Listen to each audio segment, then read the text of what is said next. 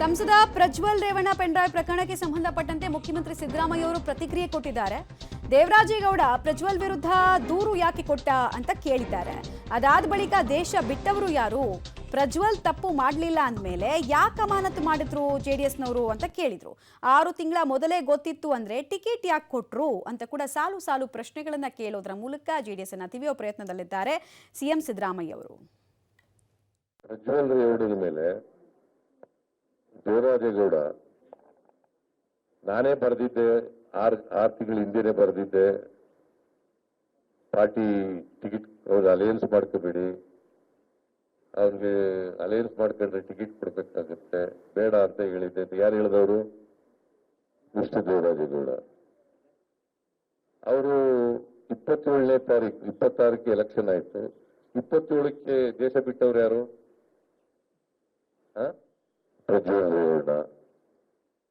ಆಮೇಲೆ ಕಂಪ್ಲೇಂಟ್ ಕೊಟ್ಟವ್ರು ಯಾರು? ಪ್ರಜ್ವಲ್ ರೇವಣ್ಣನ ಮೇಲೆ ವಿಕ್ಟಿಮ್ ಅಲ್ವಾ, ಅವ್ರ ಮನೆ ಕೆಲಸದವರು. ಕೊಟ್ಟಾದ್ಮೇಲೆ ಕಂಪ್ಲೇಂಟ್ ರಿಜಿಸ್ಟರ್ ಆಯ್ತು. ರಿಜಿಸ್ಟರ್ ಆದ್ಮೇಲೆ ಮತ್ತೆ ಫರ್ದರ್ ಕಂಪ್ಲೇಂಟ್ ಬಂತು, ರೇಪ್ ಮಾಡಿದ್ದಾರೆ ಅಂತ 376ಗೆ ಅದು ಸೇರಿಸಿದ್ರು, ಆ ಸೆಕ್ಷನ್ ಕೂಡ ಸೇರಿಸಿದ್ದಾರೆ. ಇದಾದ್ಮೇಲೆ ಈ ಬಿಜೆಪಿ ಜೆಡಿಎಸ್ನವರು ಷಡ್ಯಂತ್ರ ಮಾಡಿದ್ರು. ದೇವೇಗೌಡರ ಕುಟುಂಬದವ್ರ ಮೇಲೆ, ರೇವಣ್ಣನ ಮೇಲೆ ಷಡ್ಯಂತ್ರ ಮಾಡಿದ್ರೆ ಇವ್ರನ್ನ ಯಾಕೆ ಸಸ್ಪೆಂಡ್ ಮಾಡಿದ್ರು? ಪಾರ್ಟಿಯಿಂದ ಯಾಕೆ ಸಸ್ಪೆಂಡ್ ಮಾಡಿದ್ರು? ಆಮೇಲೆ 6 ತಿಂಗಳಲ್ಲೇ ಗೊತ್ತಿದ್ರು ಕೂಡ, 6 ತಿಂಗಳಲ್ಲಿ ಗೊತ್ತಿದ್ರು ಟಿಕೆಟ್ ಯಾಕೆ ಕೊಟ್ರು? ಆಮೇಲೆ ಅವ್ರಿಗೆ ಅವ್ರ ಪರವಾಗಿ ಭಾಷಣ ಮಾಡಕ್ಕೆ ಯಾಕೆ ಹೋದ್ರು? ಗೊತ್ತಿದ್ವು. ಹೇಳಪ್ಪ, ಎಲ್ಲಿ ಷಡ್ಯಂತ್ರ ಎಲ್ಲಿದೆ?